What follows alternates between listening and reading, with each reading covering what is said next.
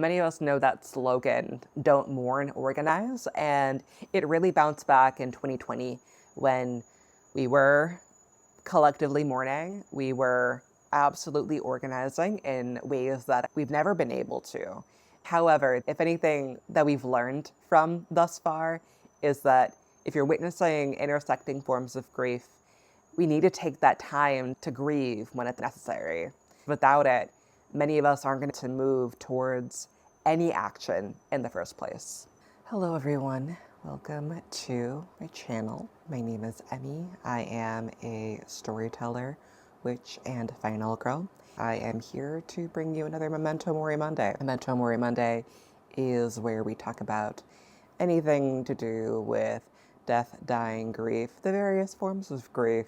If you have a question about a situation that you're navigating, or if you feel there's something that you're witnessing in, like, a lot of death traditions can go viral. So if there's something that you're wanting me to unpack more or get into a little bit of a deep dive, more than happy to do so. You can reach out to me here. Also, a previous comment has also made it into Memento Mori Monday. The first video I came out with inspired a follow-up almost immediately. That's another great way to get your question featured if there is something that you're experiencing. We can see about talking about it here on the channel. I want to, of course, share our disclaimer before we go further. I am a death doula. I am not your death doula. And I fully understand if you're looking for additional support. Please let me know if you need assistance with any referrals for what your particular needs are. And if you feel that maybe we would be a good fit, please reach out. Maybe I could be your death doula after all. Don't hesitate to reach out. Today's question actually goes back to October, when a lot was going on then, the way that a lot is going on now. Just to name it, I feel like my energy today is kind of just given what today is. This video is coming out today for a reason. I am very aware of what today is. And it just felt very important to offer you all something. And I've tried making this video a few times already. And, to be honest, I'm having a lot of the feelings that I had in 2016, where I felt a lot of pressure to get it right. That I felt like I needed to be able to say the exact perfect thing all in one go. And that would be, that's what people needed. You know what I mean? That kind of feeling of it has to be immaculate, otherwise it's going to get torn to shreds. And I feel like while there is still a little bit of that on the internet, I have gotten older since then too. I know that it's better to say something if you feel called to, and be able to name, I'm giving you the best that I can with what I have right now. That is also one of the core things that I'm going to touch on in this video. I wanted to essentially model what I'm hoping we could all do for each other. It's not about doing it perfectly. It's not even about doing it at your full capacity. That's why I have every comfortable thing on that reminds me of a place that I have felt like safe and comfortable in. I have my Strand bookstore hat on, and I have the Last Bookstore tie-dye shirt on, LA forever. And yeah, this is the pillow that nobody really gets to see because I'm normally like squashed against. It's from House Witch. This is not an advertisement for any of the above, so much as LA, Salem, and New York have all felt like anchors in the midst of a lot that's going on in the world. And they have also had hard things happen to them. But yeah, this video came from me sharing online, hey, I know there's a lot going on. At the time, the main thing going on was Hurricane Helene had ravaged North Carolina, and a part of a lot of North Carolina that historically never had to worry about hurricanes, and it's unprecedented, that word that we hear all the time now. I know we're all tired of living in unprecedented times. And also, witnessing ongoing genocide on our cell phones and being told that we have to continue working, that there is no space for that there's the expectation that, well, it's not happening to you, so you should be able to keep on going, right? And in the period of time since then, Hurricane Milton also ravaged Florida. We've had around 27 people that have died as a result of the wildfires in LA County. And time of filming, they still all haven't been contained. Some have been, and some are ongoing. And from what I've understood, that there are kind of indicators that more winds are on the way, just when people were beginning to feel like it's moving in the right direction. There's still that we're all contending with. And just the beginning of the year, January 1st, we're all supposed to be welcoming the new year. And somebody went and pummeled through Bourbon Street, killing around 10, injuring dozens of others. Still genocidal things happening. It's very, very heavy. Initially, when I shared this, it was through the lens of maybe navigating a lot of things happening on a collective level. And overwhelmingly, people did say that they were interested in that. Also, somebody reached out and offered that it's not strictly about the many things going on as it is navigating the individual grief that we might be experiencing against the collective grief.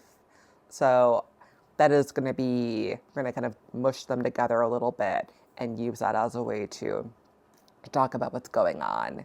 To read off what they shared with me, the examination of personal versus collective grief and how we process that.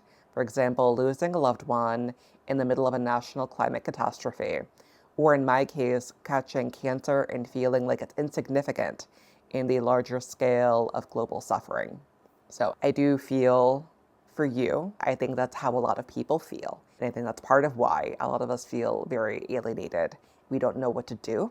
Just a lot of powerlessness. I really do appreciate you reaching out to share that with me, because especially on a day where I feel like people may need something else to hold on to other than the cycle and any other vitriol that may come out. A lot of us are scared of what's to come in the days to come. So this won't be everything in one video. I could never promise that. That would be unrealistic. And I think a part of me expected that I might be able to figure that out. I think naming my own grief in it, I would rather wait to hear from you all what other things you're needing, as opposed to trying to anticipate what you need and then feeling like I can't give you anything as a result. So I'd rather treat this like a starting point, and if there's more, I'd love to hear in the comments if you'd like for me to explore any more, whether it's me expanding a bit more on the terms that I noted, or if there are kind of more talking points that you'd like for me to provide, please let me know. That can be another Memento Mori Monday video. So let's talk a little bit about understanding the different types of grief that I just named. I've talked a little bit about this before, but to reiterate, anticipatory grief is when you know that something is going to be coming, you know something is happening. There is the understanding that what is right now is probably not going to be around, or may not be around that same way for much longer. That the world that we know it is already different, and the world that we once had is non-existent, and we're moving into something further unknown. So that is anticipatory grief. You may experience anticipatory grief on a personal level in terms of watching somebody with a progressing illness progressing through later stages. For instance, the progression of my grandfather's Parkinson's disease. He was pretty active, and he was in a wheelchair as a support aid, followed by not being able to really leave the house except for appointments, and being bedbound and needing additional support until he just really felt trapped in his body. Moving was both painful and very difficult for him throughout that process, and being told that he was no longer taking food. That was that anticipatory grief of, oh, well, I know I don't have a whole lot of time left with him.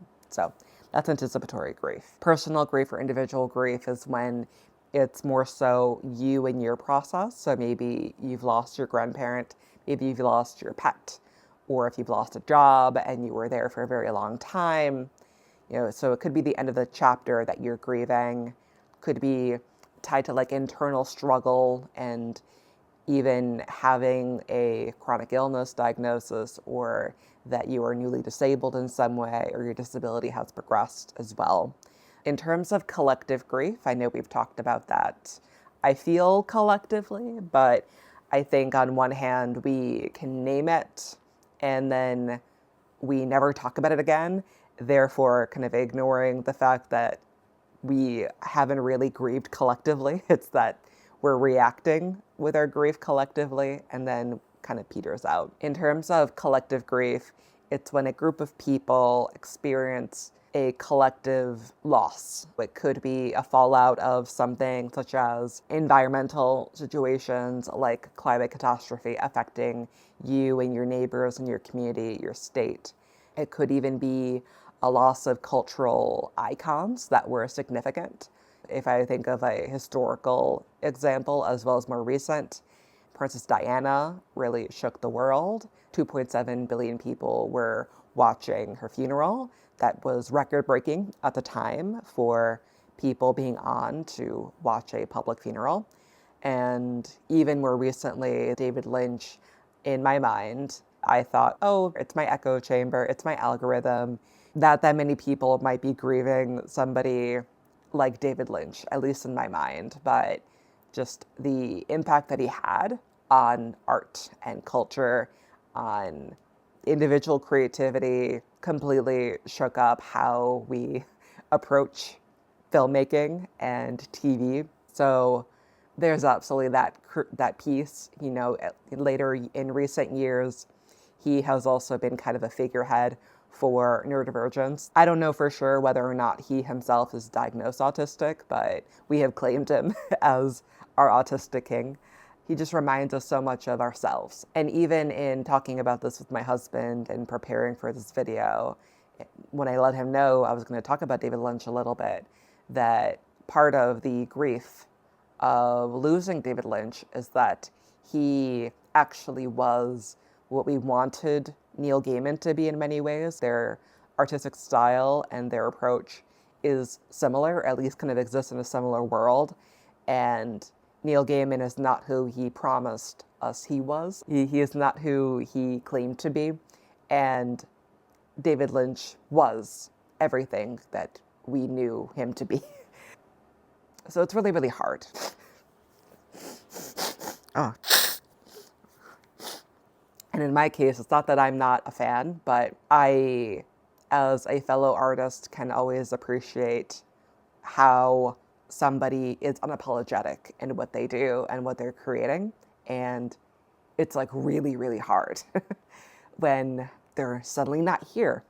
So there's absolutely that impact that it could have on the community. And that's not even me fully getting into social injustice and systemic losses, violence, oppression, the fact that a law can be enacted that sets us back. It's absolutely hard. That is why we have the term collective grief. And we have all these terms coming out that I think can help make it easier for us to talk about the things. In 2017, they officially coined, the American Psychological Association recognized eco-anxiety as a chronic fear of environmental doom, which on one hand is a very severe definition. But on the other hand, if we think about the fact that we are now fearing what the world is becoming, and depending on where you live, if you are in a place that has wildfires or in the zone of where a hurricane could be, yeah, there is that fear of doom. There is that uncertainty because you're now living under a threat that originally you thought you'd never have to worry about. That's another person's problem. It's so easy to have that kind of get distance in your mind until it ultimately comes knocking on your door. I'm reminded of that meme, gets circulated a lot when these things happen, that climate change will manifest as a series of disasters viewed through phones with footage that gets closer and closer to where you live until you're the one filming it. I feel like it's getting recirculated more and more often as recent years have gone by, because there have been more and more situations that are triggering our eco anxiety. So if you feel like it's also heavy, and if you feel like I'm having trouble functioning and it feels like it's the only thing I can think about, I want to really give you a little bit of reassurance right now that if eco anxiety, the word doom is in the definition, then you're not overthinking, you're not fear mongering or anything along those lines. You're being quite normal. You're having a very reasonable reaction. They coined the term so then we could have a little bit of leverage for taking political action and for better taking care of people individually and collectively. Really very helpful for engaging a lot more. For instance, I don't think we were really taking PTSD as seriously as when we were actually able to provide a label for it.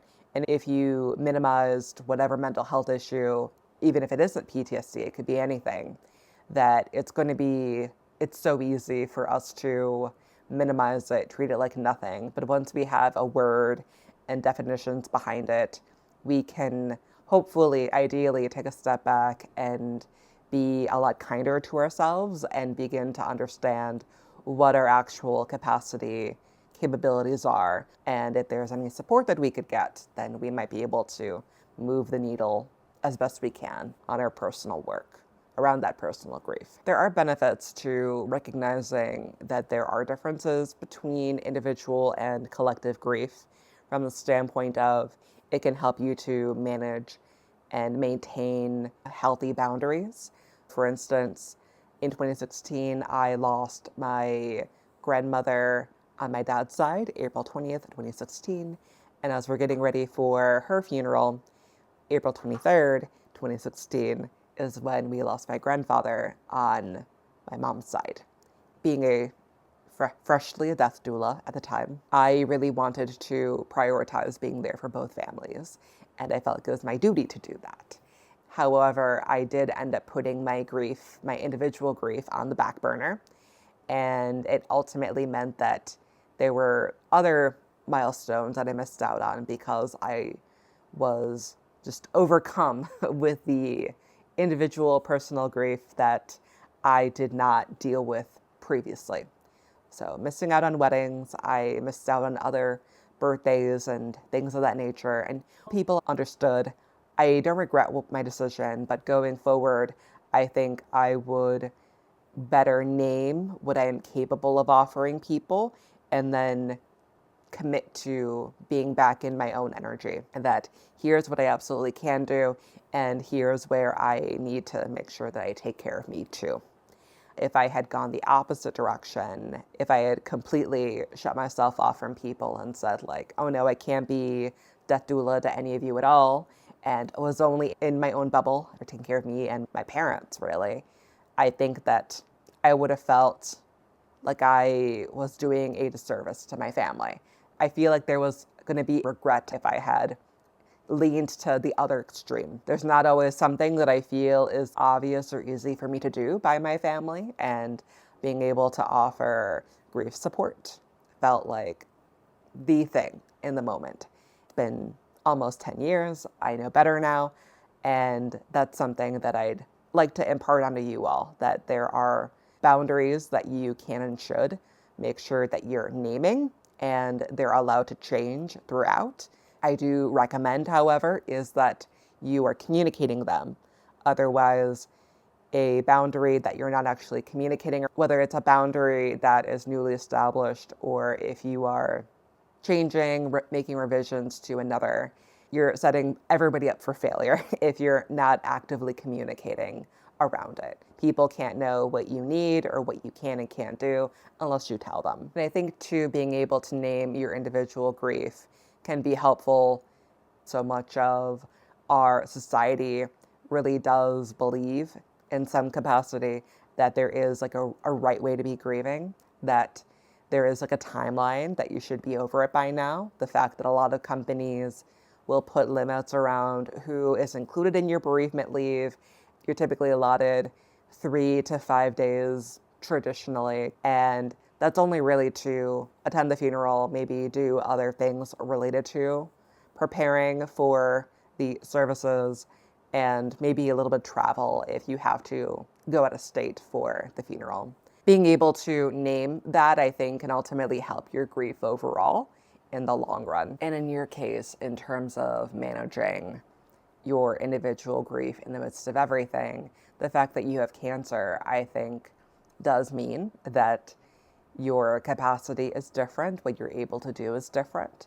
And being able to hold space around that, it isn't a matter of like you checking out, that by being able to name, here is my individual grief, I have cancer, it's the second time I've had cancer, I have feelings about it.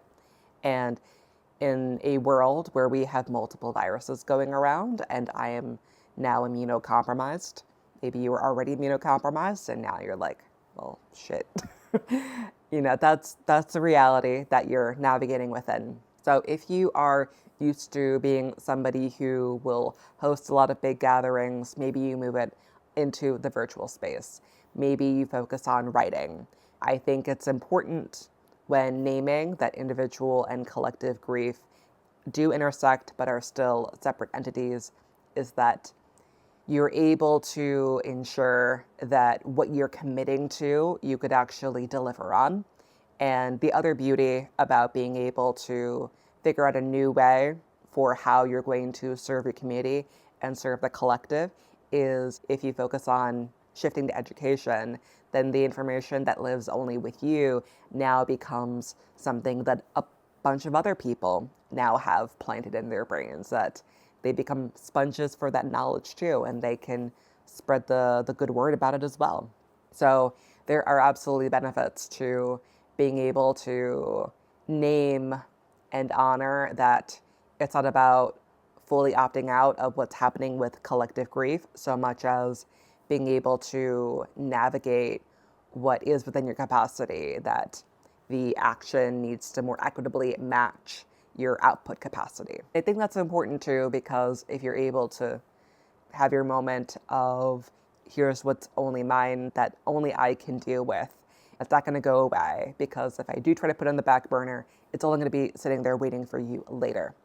And the other thing too about only taking on collective grief, on taking on collective action, is that you run the risk of that caregiver burnout, that activism fatigue, that you even get empathy burnout. You could feel yourself begin to harden, and that everything just feels like so heavy and it feels pointless. And it compounds thereafter. And it makes it a lot harder for you to meaningfully show up. And then you're going to burn out, you're going to check out, just that's not great for everybody. And I know if you were able to give yourself adequate rest, be able to recalibrate accordingly, you may not necessarily go about that route, because you'll know that there's always something else for you to do. And that's very okay. It's very much encouraged to take a step back. And I think that being able to differentiate them can also make knowing what to ask of your community easier, that it will allow for more effective community support. In your case, if you do have cancer, if you have a chronic illness, then it's only going to impede your recovery if you aren't asking for what you need from other people as well. What you're going through may feel so small in comparison, but you still make up the collective. And you as a human deserve to be treated with respect and to have your basic needs met. If we're being real, if you're chronically ill and what you're also navigating is maybe chronic inflammation, going and putting in 100% into something, and maybe it's a longer going process where you're not going to see the benefit. Burnout is often a result of output after output without feeling like there's any gain from it. So I think it can be really important to be able to separate them out a little bit and name that, just so you do not hurt yourself any more than maybe you already feel hindered by a relapse that you might be navigating right now. And nurturing and naming your individual experiences can be very supportive for when you are seeing a lot going on. We don't want you to descend into feeling like everything is fully bleak and hopeless. The world is dangerous, sure, but we don't want it to feel like it's completely insurmountable. And if you're not taking time to take care of your individual grief, or you're feeling it all pile on because you try to do everything and to be everything for everybody, that's just only going to make you crash out. To get into it a bit more, the intersection between individual and collective grief is that the individual does exist within the collective, that neither is more valid or more important than the other. It's the importance of understanding that our struggle is often interconnected. So if you're not taking care of you and your individual thing, then you might not necessarily be the community member that you would ideally want to be. I feel like it's really easy for us to weaponize either externally, like maybe it's coming from the outside in, like, oh yeah, you lost your dog, but there's like literally a genocide. So like have perspective. I'm like, that's clown behavior. That is like so rude. And it completely negates the fact that there's multitudes about the human experience. Neither is more important than the other, and they're often interconnected with each other. But yeah, I think that it's so easy for us to want to check people, to call people out, that there are bigger things to worry about, whatever it might be. And it's very possible to worry and care about more than one issue at once. I am very good at that. I can worry about a lot at one time. That's not meant to be a flex. Do not do what I do. Both really do require acknowledgement and processing. For instance, the National Resource Defense Council major advocate Juanita Constable said that it's very important for us to focus on climate adaptation, that yes, we need to be, yes, it is important that we are reacting appropriately in the midst of wildfires and hurricanes and the like.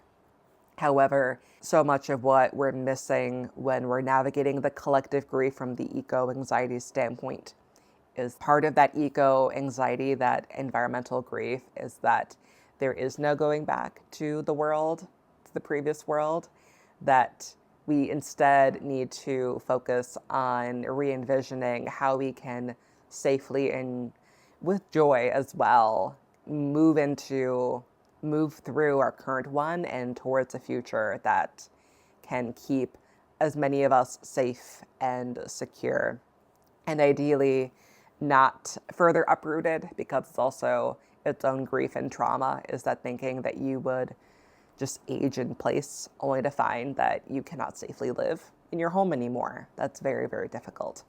But in terms of kind of how we can begin to collectively navigate, in terms of how we could all begin to better support each other through our collective grief, specifically through the lens of eco-anxiety, is just being able to acknowledge that, one, we're not really talking about it very well, and two, that because we haven't been able to talk about it very well, we haven't even been able to talk about how the world that we are moving into, the world that we are all fighting for, is just never going to be the same as what we had previously. That's a grief that is absolutely shared, but I think that we need to hold space around that. Otherwise, it's only going to feel bigger and heavier on each of us. And because we're not talking about it as a collective, you're just holding it individually and feeling that's only a you problem that you're overreacting about. And then it's just not going to improve. Many of us know that slogan, don't mourn, organize. And it really bounced back in 2020 when we were collectively mourning. We were absolutely organizing in ways that we've never been able to. And that was very powerful, both on the internet as well as in person. However, if anything that we've learned from thus far is that if you're witnessing intersecting forms of grief, and we need to take that time to mourn, to grieve when it's actually necessary. Because without it, many of us aren't going to be able to move towards any action in the first place. A wonderful quote from Ari Simon of Grief at Work is, a primary purpose of grieving is to restore our ability to be in connection with ourselves and others, And having strong reactions to difficult changes and losses can be a sign of aliveness, of alertness, paying attention, and healthy coping. And we've seen that too, because there's been so much burnout for mental health practitioners. A 2023 survey from Simple Practice of 550 mental health practitioners noted that 50% reported worsening burnout since COVID-19. About 75% of these burned out practitioners serve LGBTQ people. However, they have found that getting professional support, doing boundary setting, and really seeking their own personal mental health support ended up being very pivotal for them not completely checking out and not falling prey to that caregiver burnout that I noted before. I think that whether it's individual or collective grief, they both require our attention, they both require our care, they require rest and open communication. We really do need to bring these concerns to light instead of just holding it in our chest and thinking that maybe somebody will save us and maybe it'll just get better and we won't have to worry about it anymore. They have found that openly talking about feelings can kickstart all different kinds of conversations about what the world is going to look like in the future, and that can mobilize us into action. However, it's still pretty uncommon because right now around 36% seem to note talking about it at least occasionally, and anybody that I talk to about it in any way, if I name it first, they're like, oh, thank God somebody said it. So we really need to step up our game. Don't just say, I'm fine. Say, I'm terrified of a hurricane. I'm terrified of a wildfire taking out everything I love about LA. I need you to just be so real. And I don't mean that in the like be for real kind of way. Really tap into a vulnerability that maybe will feel cringe, but the cringe will set you free. We need to be very intentional about creating support systems and community connection in many different ways. I know that for many people, the world has kind of continued on, that the pandemic is over, that COVID is over. And for everybody that said COVID was over, well, my husband had it in August for a third time. So much for COVID being over. We do need acknowledgement from other people in navigating this grief. We need to also feel, as we're feeling that impending doom coming on, that chronic fear of environmental collapse, that there is a sense of purpose, that what each of us are doing individually within the collective is ultimately moving the needle in some way. And there really is this power, especially in witnessing climate catastrophe, having our climate anxiety, is when you are able to safely be back outside. I think it's important to either go for a walk in a local park, to just be in community. You know, I am a big cemetery person. A lot of cemeteries are also nature preserves that they make up the ecology of your local community. I would recommend that too. Just find a way to be back in nature, because being grounded as another living being can really help you to remember that being interconnected, that being here and chipping in whatever you can is significant. It could be as simple as, I want to be able to know that I was able to help this live on for a little bit longer. Sometimes it's that deep. It doesn't have to be that deep all the time. They emphasize the importance of laughter as well for navigating both individual and collective grief. So if you want some recommendations because you're feeling a little bit burnt out, I love Chris Fleming. I love Atsuko Okatsuka. Tim Robinson, please pick me to be on I Think You Should Leave. What a dream. I think it's important to really understand that taking responsibility for you and tending to your own personal healing is going to help the community. You're not insignificant. Your situation's not insignificant in the grand scheme of things, because we all take care of each other. As we noted, when mental health practitioners were going and seeking relief through other professionals, 60% found that they were able to reinforce their boundaries better. They found benefit from seeking that treatment. If anything, I respect you more, and I would give you extra kudos for being one to say, I need to step away from this kind of activism, and I will instead do this because I need to take care of me in this way. And if you're a care provider from the mental health professional standpoint, then remember that especially if you're in a practice, or even if you do from like a state funded standpoint, you do have PTO. It's a part of your total compensation. So I highly recommend that you use it. Do not only take time off when you feel sick, take time off when you feel burnt out, take time off for when you feel that cynicism brewing within you. It's one thing to approach it like, it's okay. Once I get through the first few sessions, I'm going to feel better. But if you wake up feeling like everything is pointless and you don't know how you could really be there to serve other people, you have a responsibility to not only provide care to your people, but to provide care that is meaningful and supportive. So if you're accountable to other people, make sure that you take that seriously. Please do take your time off if you're able to.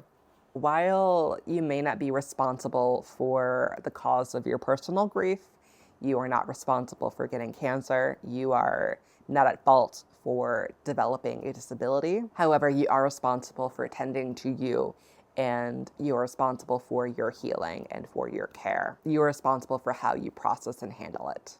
We may not be responsible for what's going on thus far in the world in terms of climate catastrophe, genocide. However, we are accountable to each other. So the key is balancing the personal needs and maintaining community connection, that our struggle is interconnected. Refusing to give each of the layers of your grief their due and giving them time and space to get processed is doing a disservice to you. And it's also a disservice to your community because they care about you and they want the best for you. And if being there for other people is also significant for you, then it's going to make it harder for you to show up in the way that you really care about doing so.